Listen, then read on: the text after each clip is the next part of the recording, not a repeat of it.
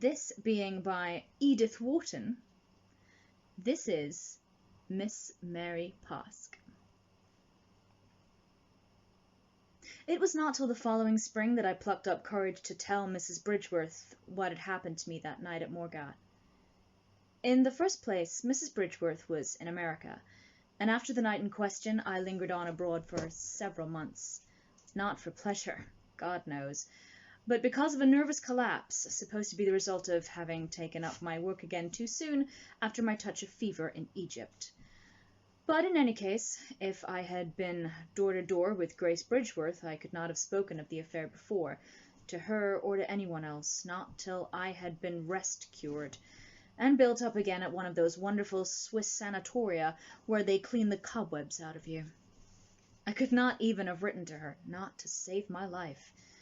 The happenings of that night had to be overlaid with layer upon layer of time and forgetfulness before I could tolerate any return to them. The beginning was idiotically simple, just the sudden reflex of a New England conscience acting on an enfeebled constitution. I had been painting in Brittany, a lovely but uncertain autumn weather, one day all blue and silver, the next shrieking gales and driving fog. There was a rough little whitewashed inn out on the Pointe du Raz, swarmed over by tourists in summer, but a sea-washed solitude in autumn, and there I was staying, and trying to do waves, when someone said, "You ought to go over to Cape something else, beyond Mocha." I went, and had a silver and blue day there, and on the way back the name of Morgat set up an unexpected association of ideas. Morgat. Grace Bridgeworth. Grace's sister, Mary Pasque. You know my darling Mary has a little place now near Morgat. If you ever go to Brittany, do go see her. She lives such a lonely life. It makes me so unhappy. That was the way it came about. I had known Mrs. Bridgeworth well for years, and had only a hazy, intermittent acquaintance with Mary Pasque, her older and unmarried sister. Grace and she were greatly attached to each other, I knew. It had been Grace's chief sorrow when she married my old friend, Horace Bridgeworth, and went to live in New York, that Mary, from whom she had never been separated, obstinately lingered on in Europe, where the two sisters had been traveling since their mother's death. I never quite understood why Mary Pasque refused to join Grace in America. Grace said it was because she was too artistic. But knowing the elder Miss Pasque and the extremely elementary nature of her interest in art, I wondered whether it were not rather because she disliked Horace Bridgeworth. There was a third alternative, more conceivable if one knew Horace, and that was that she may have liked him too much. But that again became untenable, at least I supposed it did, when one knew Miss Pasque. Miss Pasque and her round, flushed face, her innocent, bulging eyes, her old maidish flat decorated with art tidies, and her vague and timid philanthropy. Aspire to Horace. Well, it was all rather puzzling, or would have been if it had been interesting enough to be worth puzzling over, but it was not. Mary Pasque was like hundreds of other dowdy old maids, cheerful derelicts content with their innumerable little substitutes for a living. Even Grace would not have interested me particularly if she had happened to marry one of my oldest friends and to be kind to his friends. She was a handsome, capable, and rather dull woman, absorbed in her husband and children, and without an ounce of imagination. And between her attachment to her sister and Mary Pasque's worship of her, there lay an inevitable gulf between the feelings of the sentimentality unemployed and those whose affections were satisfied. By a close intimacy had linked the two sisters before Grace's marriage, and Grace was one of the sweet, conscientious women who go on using the language of devotion about people whom they live happily without seeing. So that when she said, "You know, it's been years since Mary and I have been together, not since little Molly was born. If only she'd come to America. Just think, Molly is 6 and has never seen her darling auntie." When she said this and added, "If you go to Brittany, promise me you'll look up my Mary," I was moved in that dim depth of one where unnecessary obligations are contracted. And so it came about that on the silver and blue afternoon the idea, Morgat, Mary Pasque, to please Grace, suddenly unlocked the sense of duty in me. Very well, I would chuck a few things into my bag, do my day's painting, go to see Miss Pasque when the light faded, and spend the night at the inn in Morgat. To this end I ordered a rickety one-horse vehicle to await me at the inn when I got back from my painting, and in it I started out toward sunset to hunt for Mary Pasque. As suddenly as a pair of hands clapped over one's eyes, the sea fog shut down around us. A minute before we had been driving over a wide bare upland, our backs turned to a sunset that crimsoned the road ahead. Now the densest night enveloped us. No one had been able to tell me exactly where Miss Pasque lived, but I thought it likely that I should find out at the fisher's hamlet toward which we were trying to make our way. And I was right. An old man in a doorway said, "Yes, over the next rise, and then down a lane to the left that led to the sea. The American lady who always used to dress in white." Oh, he knew her. Near Baie de les Trespas. "Yes, but how can we suit to find it? I don't know the place," grumbled the reluctant boy who was driving me. "You will when we get there," I remarked. "Yes, and the horse foundered meantime. I can't risk it, sir. I'll get into trouble with the patron." Finally, an opportune argument induced him to get out and lead the stumbling horse, and we continued on our way. We seemed to crawl on for a long time, through a wet blackness impenetrable to the glimmer of our only lamp, but now and then the ball lifted or its folds divided, and then our feeble light would drag out of the night some perfectly commonplace object. A white gate, a cow's staring face, a heap of roadside stones, made portentous and incredible by being thus detached from its setting, capriciously thrust at us and as suddenly withdrawn.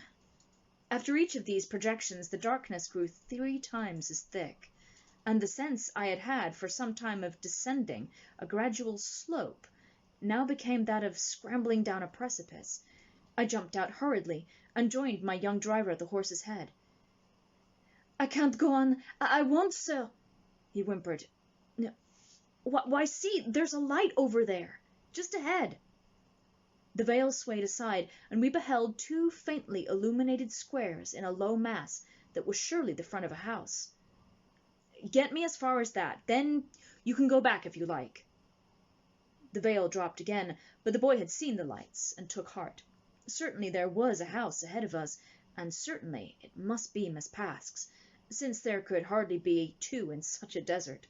Besides, the old man in the hamlet had said "near the sea," and those endless modulations of the ocean's voice, so familiar in every corner of the Breton land that one gets to measure distances by them rather than by visual means, had told me for some time past that we must be making for the shore. The boy continued to lead the horse on without making any answer.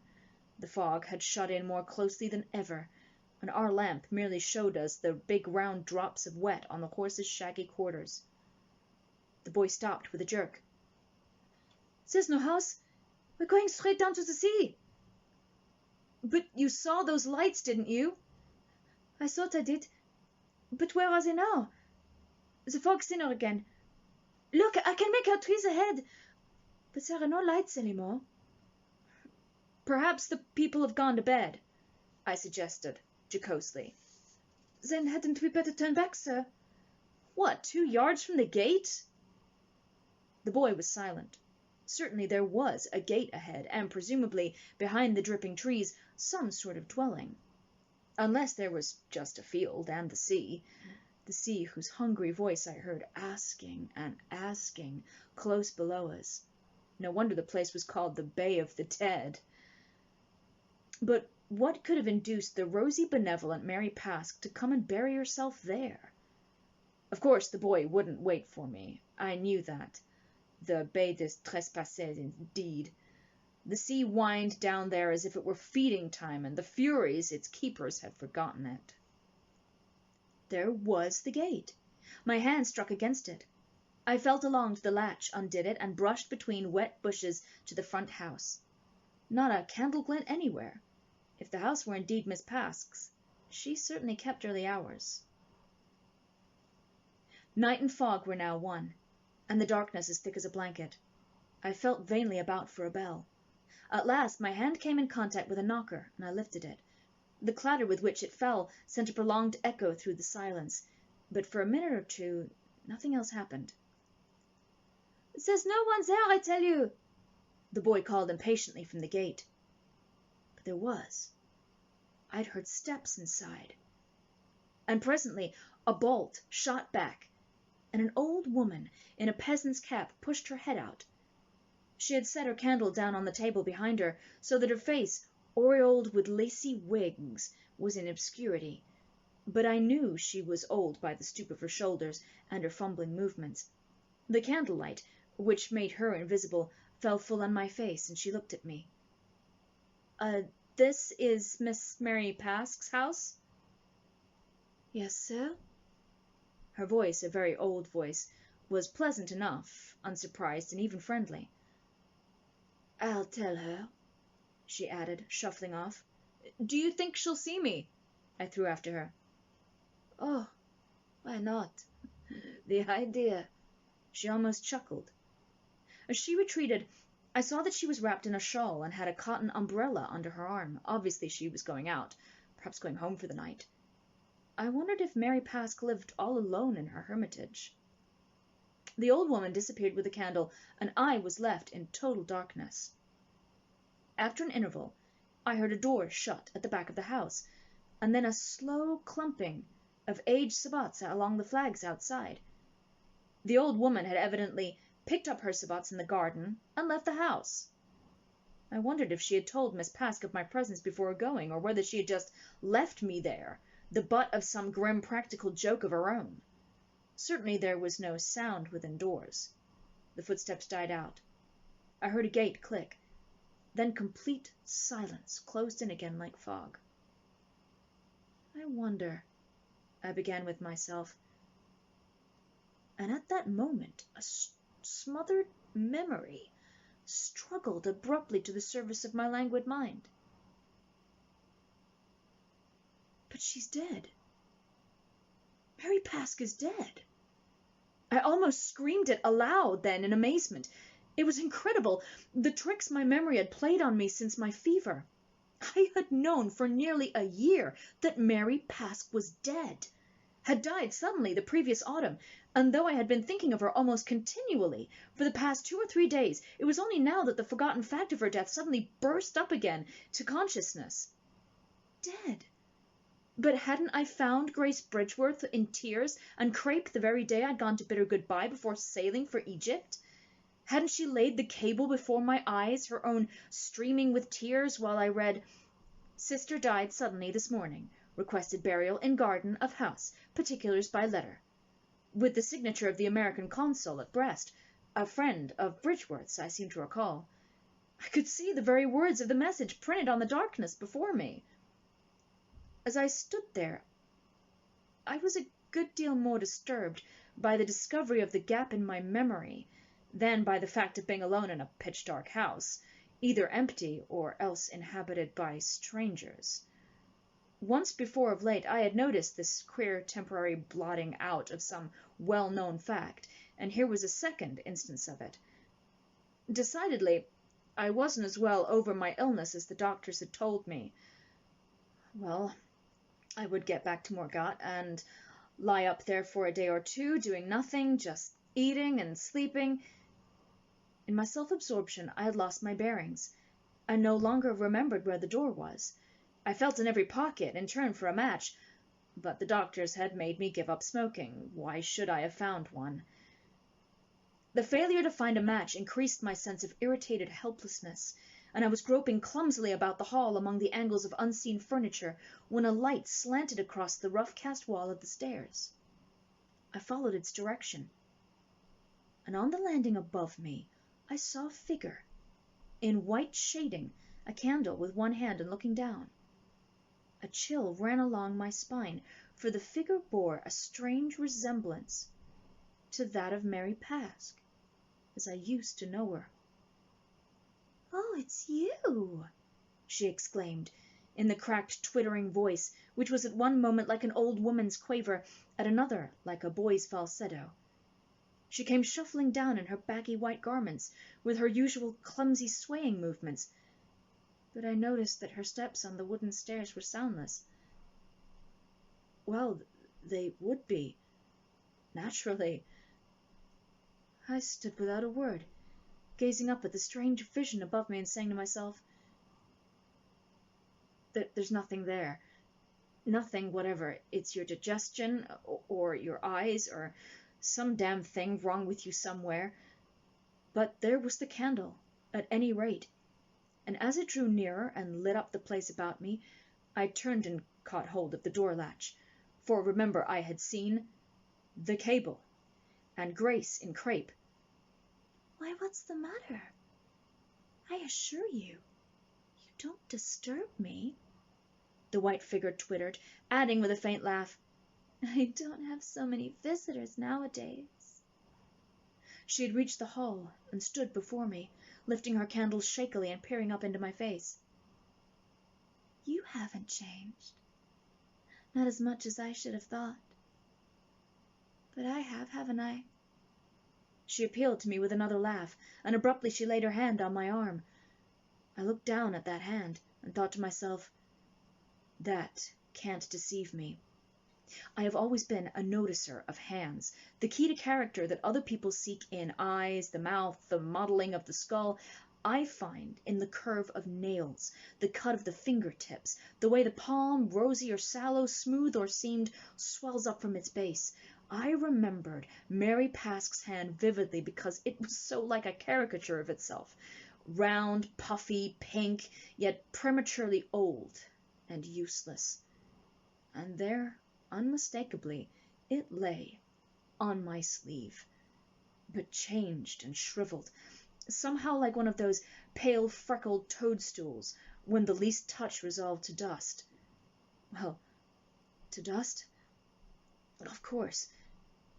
I looked at the soft, wrinkled fingers with their foolish little oval fingertips that used to be so innocently and naturally pink, and now were blue under the yellowing nails, and my flesh rose in ridges of fear.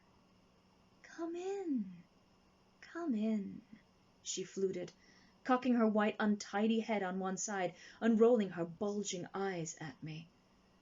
The horrible thing was that she still practiced the same arts, all the childish wiles of a clumsy, capering coquetry. I felt her pull on my sleeve, and it drew me in her wake like a steel cable. The room she led me into was, well, unchanged is the term generally used in such cases, for as a rule, after people die, things are tidied up, furniture is sold, remembrances are dispatched to the family. But some morbid piety, or Grace's instructions perhaps, had kept this room looking exactly as I suppose it had in Mary Pasque's lifetime. I wasn't in the mood for noting details, but in the faint dabble of moving candlelight, I was half aware of bedraggled cushions, odds and ends of copper pots, and a jar holding a faded branch of some late flowering shrub. A real Mary Pasque interior. The white figure flitted spectrally to the chimney-piece, lit 2 more candles, and set down the third on a table. I hadn't supposed I was superstitious, but those 3 candles. Hardly knowing what I did, I hurriedly bent down and blew one out. Her laugh sounded behind me. 3 candles? You still mind that sort of thing? I've got beyond all that, you know. She chuckled. Such a comfort, such a sense of freedom. A fresh shiver joined the others already coursing over me. Come and sit down by me, she entreated, sinking to a sofa. It's such an age since I've seen a living being. Her choice of terms was certainly strange, and as she leaned back on the white, slippery sofa and beckoned me with one of those unburied hands, my impulse was to turn and run. But her old face, hovering there in the candlelight, with the unnaturally red cheeks like varnished apples, and the blue eyes swimming in vague kindliness, seemed to appeal to me against my cowardice, and remind me that, dead or alive, Mary Pasque would never harm a fly. Do sit down, she repeated, and I took the other corner of the sofa. It's so wonderfully good of you. I suppose Grace asked you to come? She laughed again. Her conversation had always been punctuated by rambling laughter. It's an event. Quite an event. I've had so few visitors since my death, you see. Another bucketful of cold water ran over me, but I looked at her resolutely, and again the innocence of her face disarmed me. I cleared my throat and spoke, with a huge panting effort, as if I had been heaving up a gravestone. You live here alone? I brought out.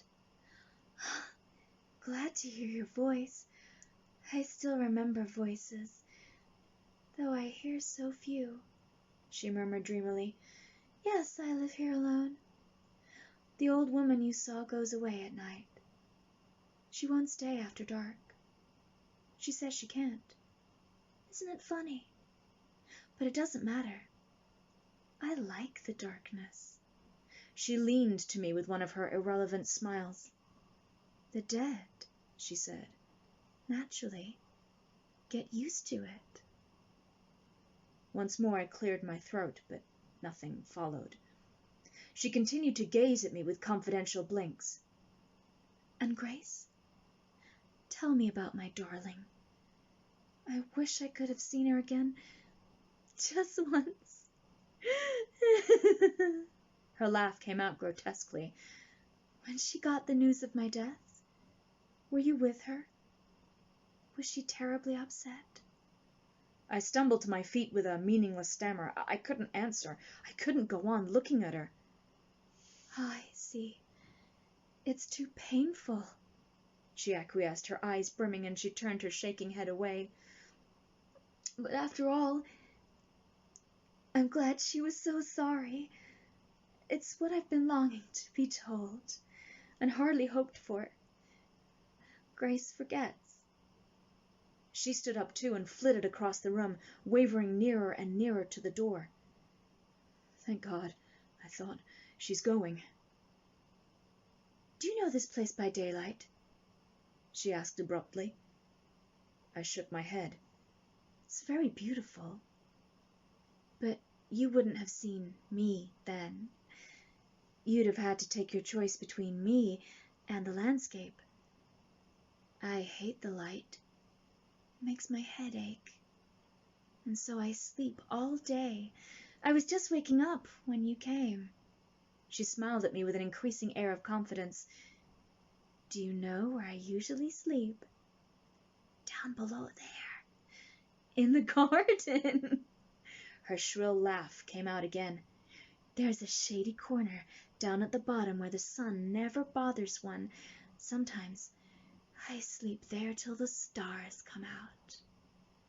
The phrase about the garden in the consul's cable came back to me, and I thought, after all, it is not such an unhappy state. I wonder if she isn't better off than when she was alive. Perhaps she was, but I was sure I wasn't in her company, and her way of sidling nearer to the door made me distinctly want to reach it before she did. In a rush of cowardice, I strode ahead of her, but a second later she had the latch in her hand and was leaning against the panels, her long white raiment hanging about her like grave clothes. She drooped her head a little sideways and peered at me under her lashless lids. You're not going, she reproached me. I dived down in vain for my missing voice, and silently signed that I was. Going away? Altogether? Her eyes were still on me, and I saw 2 tears gather in their corners and run down over the red glistening circles on her cheeks. Oh, you mustn't, she said gently. I'm too lonely. I stammered something inarticulate, my eyes on the blue-nailed hand that grasped the latch. Suddenly the window behind us crashed open, and a gust of wind, surging in out of the blackness, extinguished the candle on the nearest chimney corner. I glanced back nervously to see if the other candle were going out too. You like the noise of the wind? I do. It's all I have to talk to. People don't like me much since I've been dead. Queer, isn't it? The peasants are so superstitious. At times, I'm really lonely." Her voice cracked in a last effort at laughter, and she swayed towards me, one hand still on the latch. "Lonely? Lonely? If you knew how lonely! It was a lie when I told you I wasn't. And now you come, and your face looks friendly, and you say you're going to leave me? No, no, no, you shan't. Or else why did you come? It's cruel. I used to think I knew what loneliness was. After Grace married, you know, Grace thought she was always thinking of me, but she wasn't. She called me darling, but she was thinking of her husband and children. I said to myself then you couldn't be lonelier if you were dead, but I know better now. There's been no loneliness like this last year's. None. And sometimes I sit here and think, if a man came along some day and took a fancy to you." She gave another wavering cackle. "Well, such things have happened, you know, even after youth's gone. A man who'd had his troubles too, but no one came. Till tonight. And now, you say you're going?" Suddenly she flung herself toward me. "Oh, stay with me. Stay with me. Just tonight. It's so sweet and quiet here. No one need know. No one will ever come and trouble us." I ought to have shut the window when the first gust came. I might have known there would soon be another, fiercer one. It came now, slamming back the loose hinged lattice, filling the room with the noise of the sea and with wet swirls of fog, and dashing the other candle to the floor. The light went out, and I stood there. We stood there, lost to each other in the roaring, coiling darkness. My heart seemed to stop beating. I had to fetch up my breath with great heaves that covered me with sweat. The door. Well, I knew I had been facing it when the candle went. Something white and wraith-like seemed to melt and crumple up before me in the night, and avoiding the spot where it sunk away, I stumbled around it in a wide circle, got the latch in my hand, caught my foot in a scarf or sleeve, trailing loose and invisible, and freed myself with a jerk from this last obstacle. I had the door open now. As I got into the hall, I heard a whimper from the blackness behind me, but I scrambled on to the hall door, dragged it open, and bolted out into the night. I slammed the door in that pitiful low whimper, and the fog and wind enveloped me in healing arms.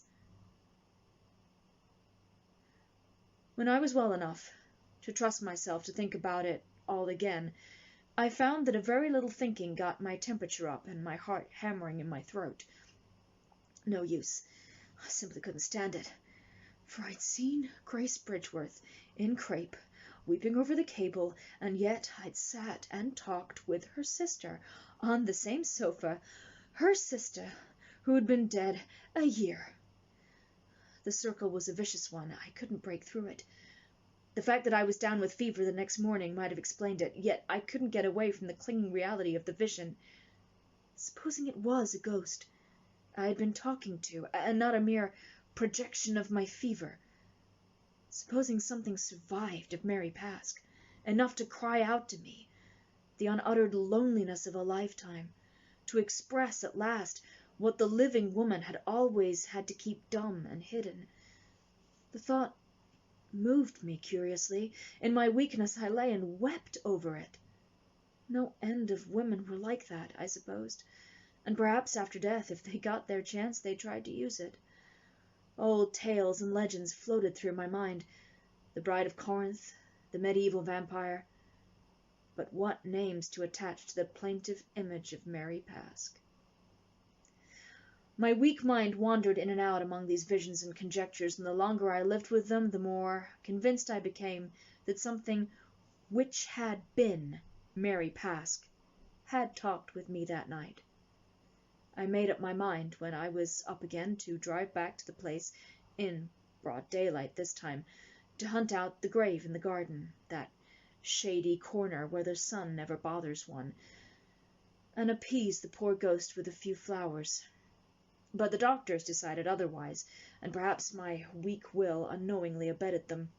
At any rate, I yielded to their insistence that I should be driven straight from my hotel to the train for Paris, and thence transshipped, like a piece of luggage, to the Swiss sanatorium they had in view for me.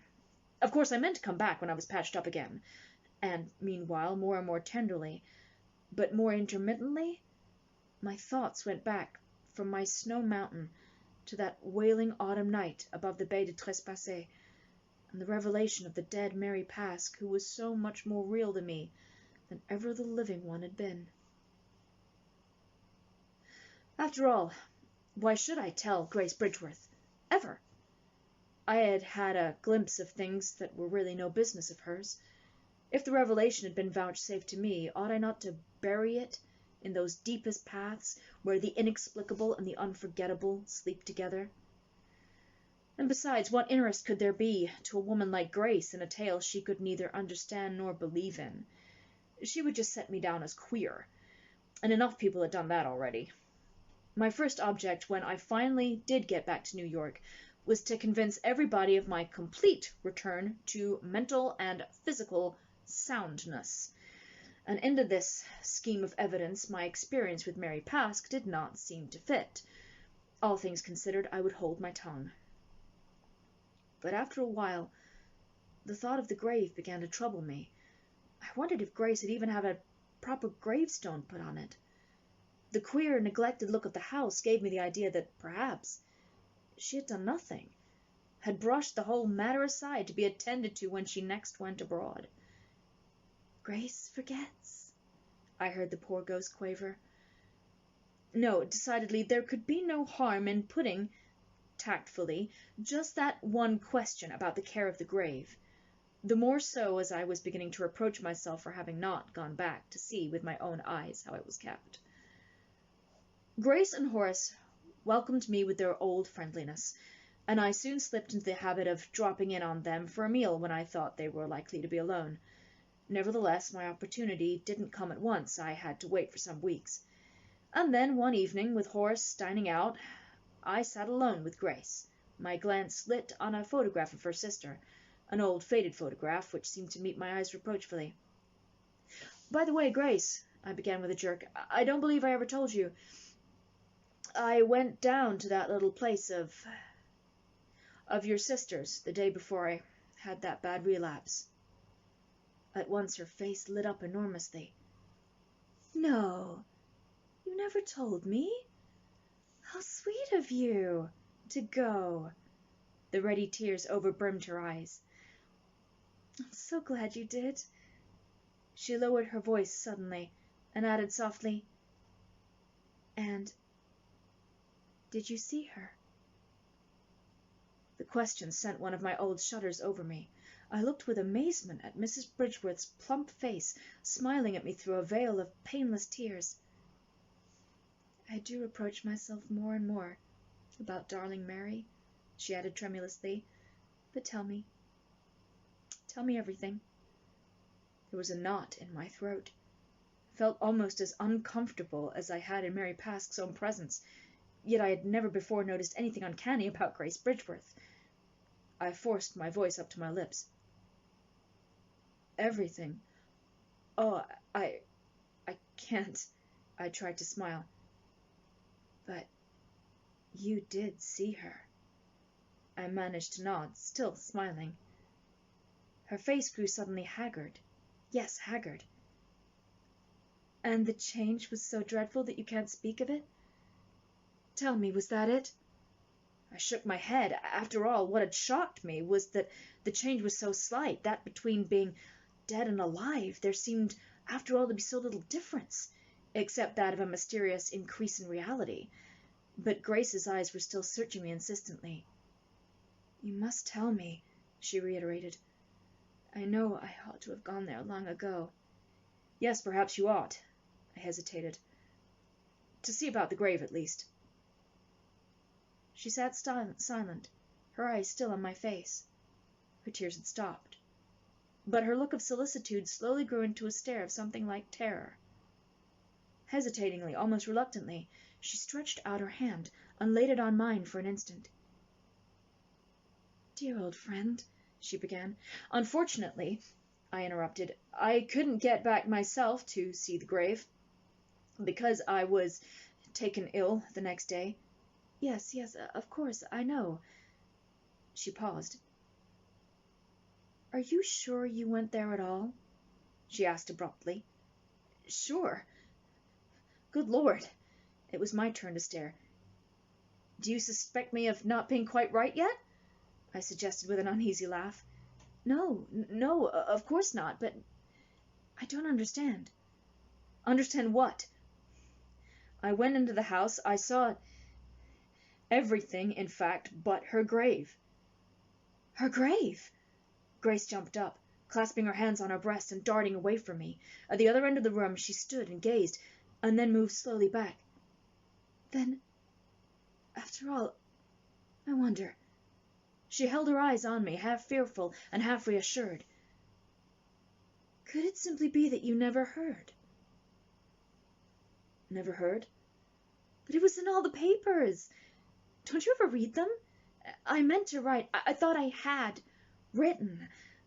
But I said, at any rate, he'll see it in the papers. You know I'm always lazy about letters." "See what in the papers?"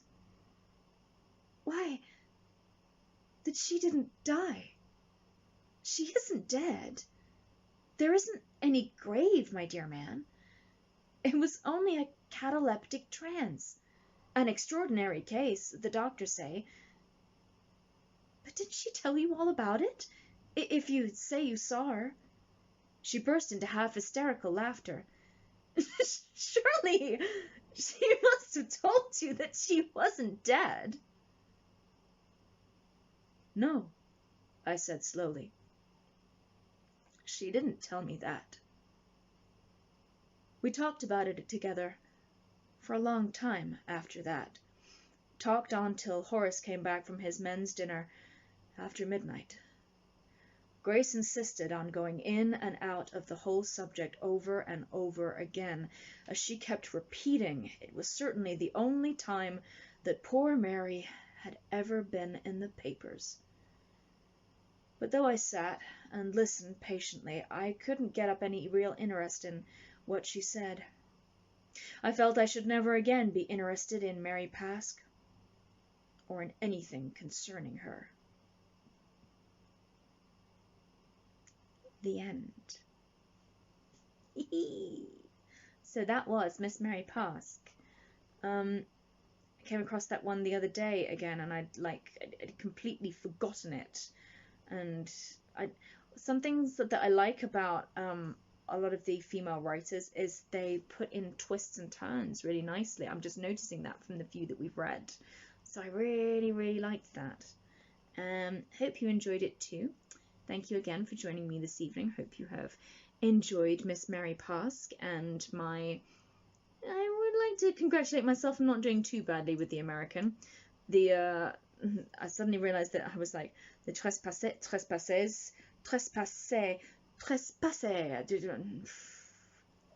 Because it was so in American, I was like, hang on, I've got to switch to a French mode. How can I do that quickly?